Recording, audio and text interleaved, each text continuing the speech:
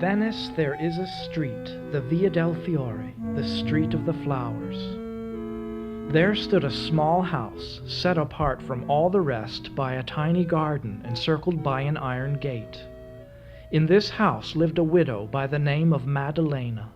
She was beautiful, dark, and meddlesome. She bore a grudge against every one of her neighbors, against every member of the parish.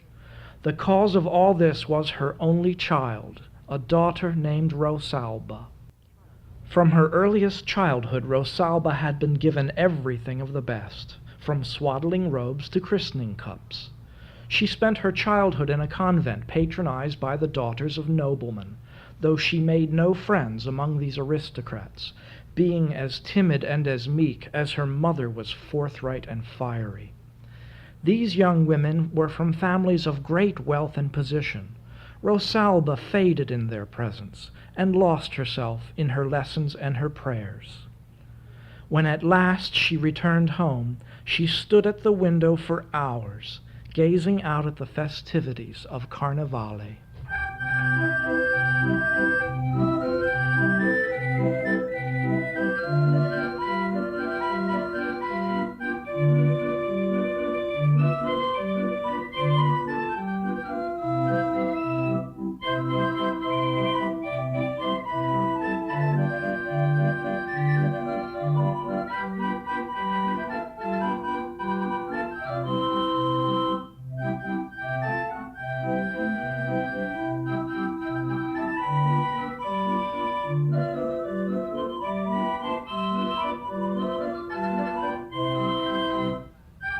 At long last, wistfulness conquered shyness, and she contrived a costume for herself.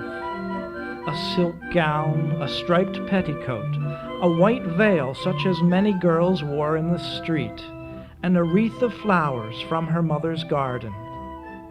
She trailed along in the wake of the crowd, admiring acrobats and trembling at fire-eaters and sword-swallowers. When a fiddler began to play, a young man drew her into the dance, and she began to whirl and caper with the others, giddy with joy. But as she spun, a fickle wind arose and tore aside her veil, and she stood barefaced before the others, who shrank back in repugnance. For Rosalba was as hideous as her mother was beautiful, and the young man who held her hand jerked away. There was a breathless pause, and then the young girls began to jeer and torment Rosalba. Why, silly girl, your beau would rather dance with a broomstick. Look at her. Pretty dress won't make up for that. The poor child covered her face with her hands and ran home half blinded by her fingers and her tears.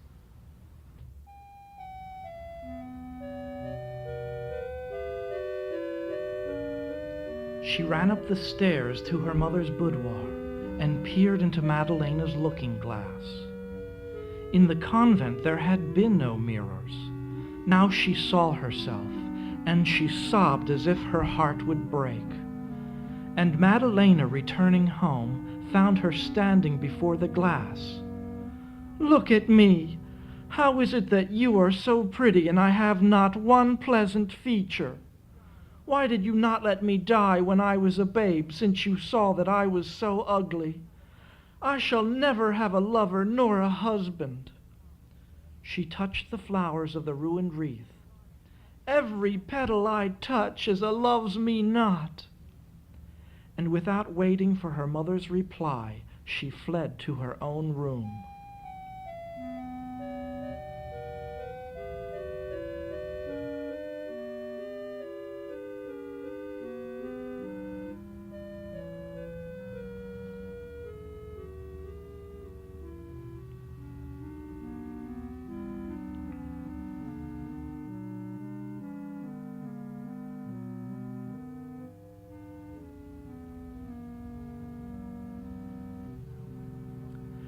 Now, when a woman is very beautiful, widowed with the devil's temperament and an ugly child, there is always the possibility that there is some witchcraft afoot, since the children of witches are apt to be accursed.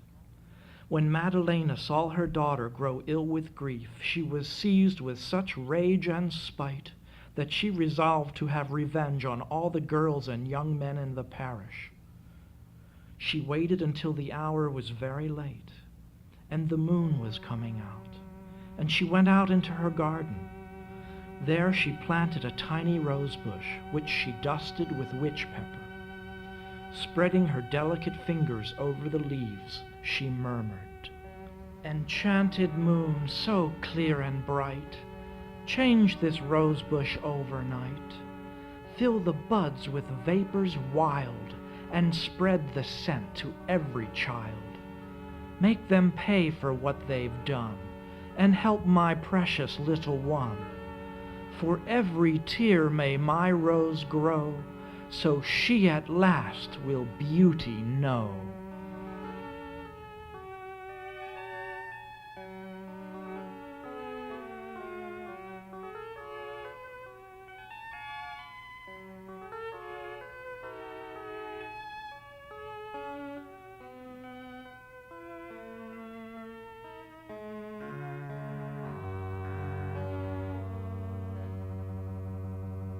When the roses began to blossom, they gave out a wonderfully strong perfume that was delightful beyond all belief. But if a girl breathed in even a little, she would certainly quarrel with her lover. And if a young man inhaled that irresistible fragrance, he was sure to fall prey to the worst torments of jealousy and suspicion. By morning the rose bush was in full bloom with the most exquisite roses, which sent out an aroma that spread to all the neighbors, some of whom could see the enchanted plant from their balconies, and all became mad to obtain a rose. Yet they were either afraid of Madalena or adverse to speaking to her daughter, whom they had treated so unkindly. Therefore they decided on a cheap and easy course: to steal. Since it is difficult to snatch an egg from under a hen, they waited until the hen had gone from the nest, or until Madalena had gone out on one of her mysterious nocturnal errands. Madalena had foreseen all this and left the garden gate unlatched so that the neighbors could trespass freely. They went in as softly as cats, and came out smelling like flower shops, with roses hidden in their bosoms, and the witch's curse poisoning their breath. One by one the roses were plucked away, and there seemed to be just enough of them for everyone in the neighborhood.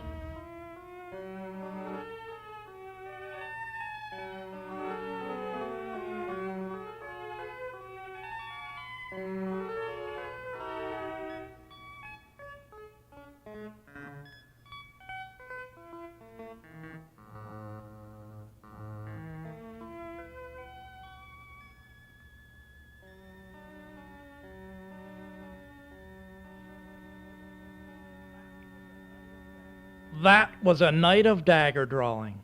All the young men and young women who had stolen the roses did nothing but pick quarrels, scold one another, jeer, sneer, curse, and bicker like a bottle full of scorpions. They were in a worse temper than a pack of devils in a font of holy water. Smiles became as scarce as white flies, and frowns as common as black ones. The young men brawled in the streets. The young girls scratched one another's faces and shrieked with vexation. Engagements were broken, and so were hearts. And Rosalba, who had once watched the youth of her parish at play, now watched them at war, though she stood well back from her window and shielded her face with a mask. It was a Venetian and a famous lover who first observed that there are three real wants that nature has given to every human creature. All men and all women long for food, love, and revenge. Rosalba had never hungered for food, but she had tasted little of love and nothing at all of revenge.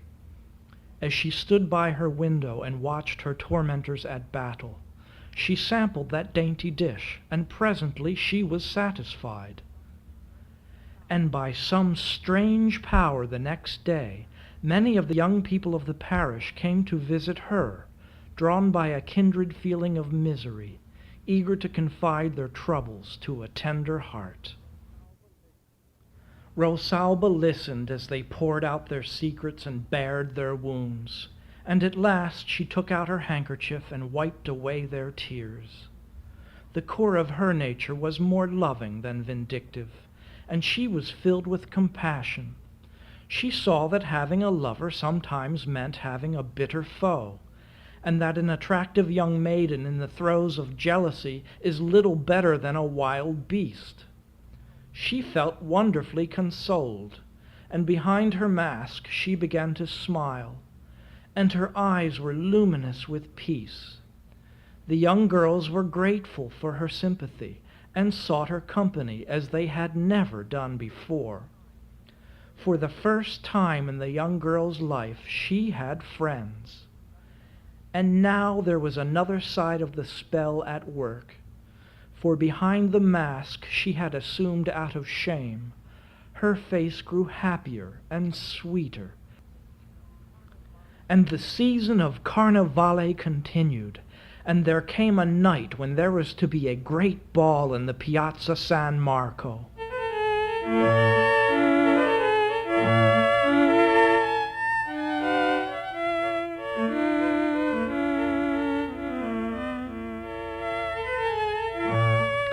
Everyone wanted more roses for the ball.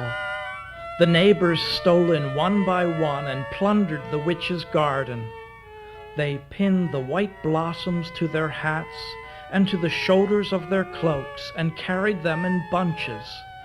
And once again there was enough for everyone. And when Madalena returned from her evening stroll, she looked at the garden gate and smiled.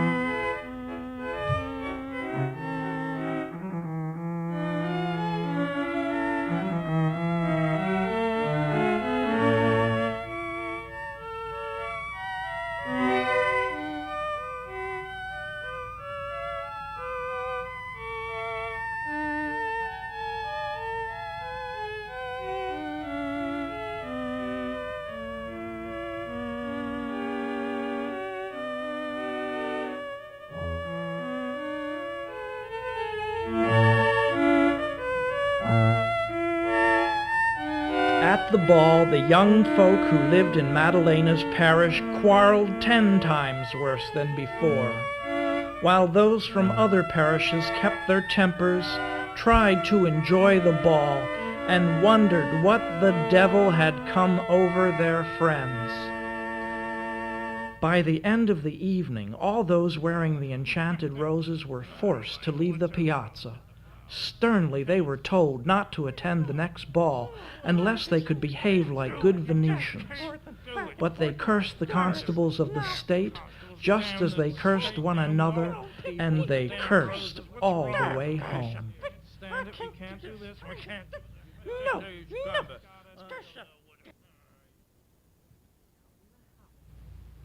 Now, in a house overlooking Madalena's garden, there was a rooftop terrace, an altana, where the mistress of the house paced back and forth.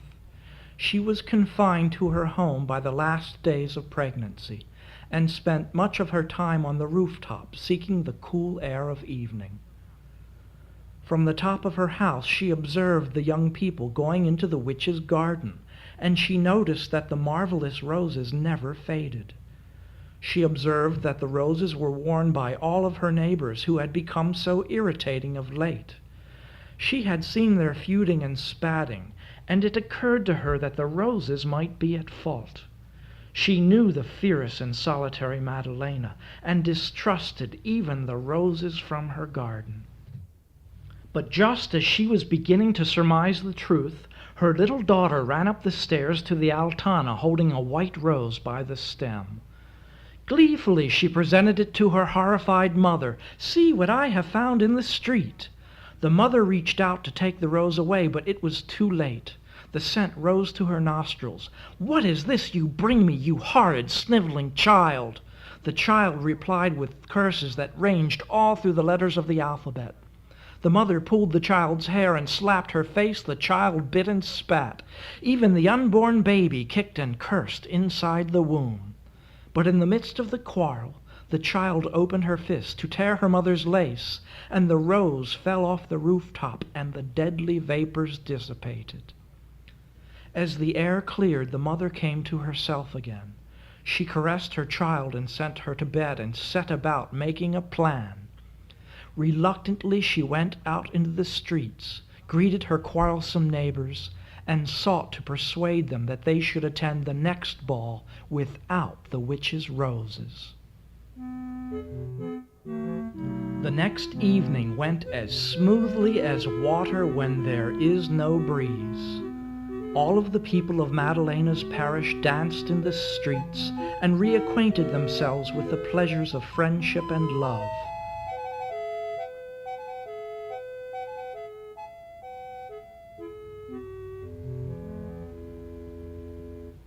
And just after midnight, the clever woman assembled the neighbors below her balcony and explained all that she had observed. The people listened to her, and then they muffled their faces in masks and breathed into their cloaks. They went into the witch's garden and cut the last of the roses and threw them into the canal at the end of the street.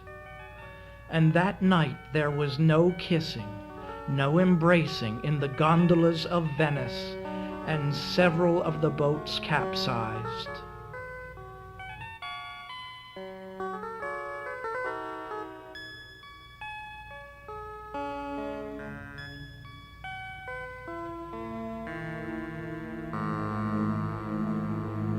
Then the people turned on Madalena with a rage more potent than witch pepper.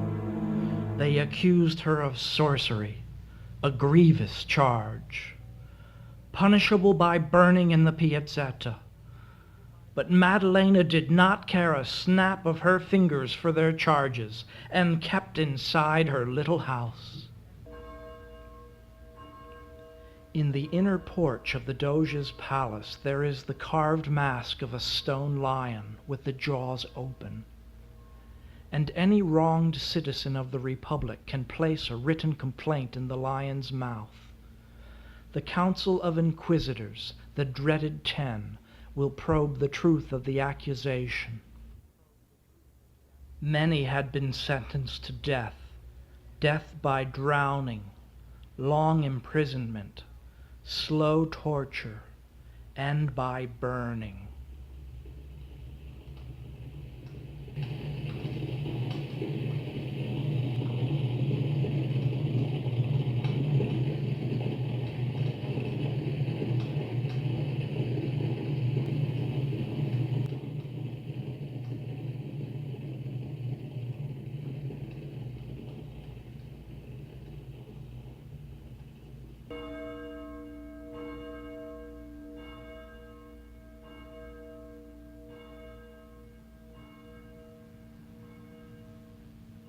Up the many stairs she went and stood in the Hall of Justice.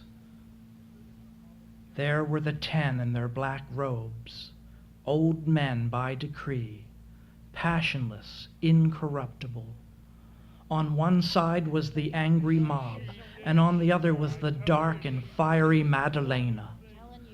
After a somber introduction and a cacophony of accusations from the mob, a bemused judge raised his hands and exclaimed, "Evidence, evidence! For such a serious charge we must have clear and concrete evidence.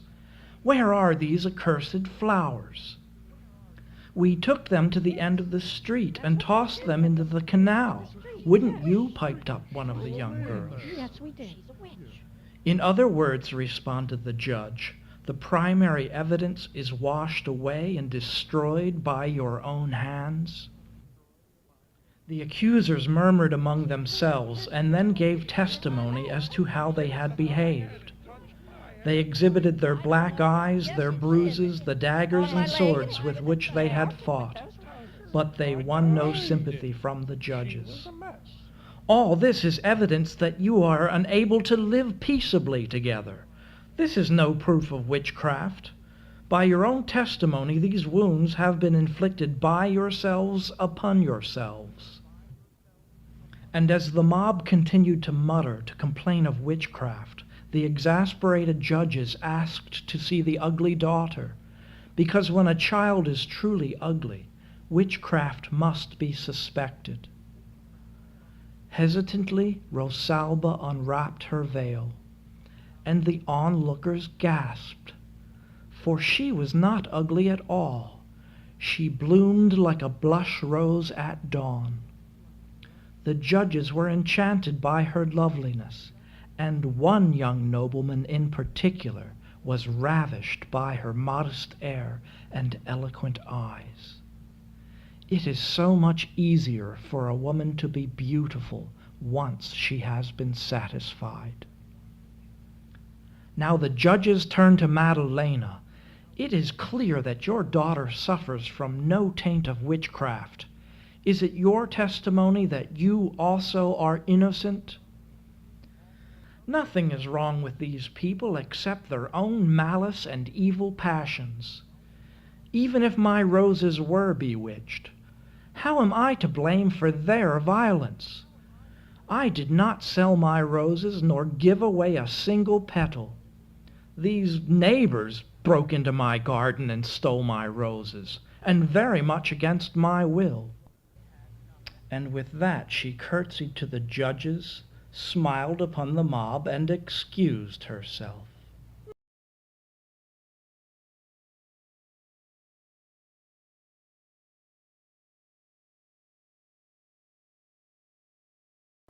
So Madalena was acquitted, and that same young nobleman who was so taken with Rosalba at court came to see her the very next day, which was a cruel affliction to the young girls of the parish.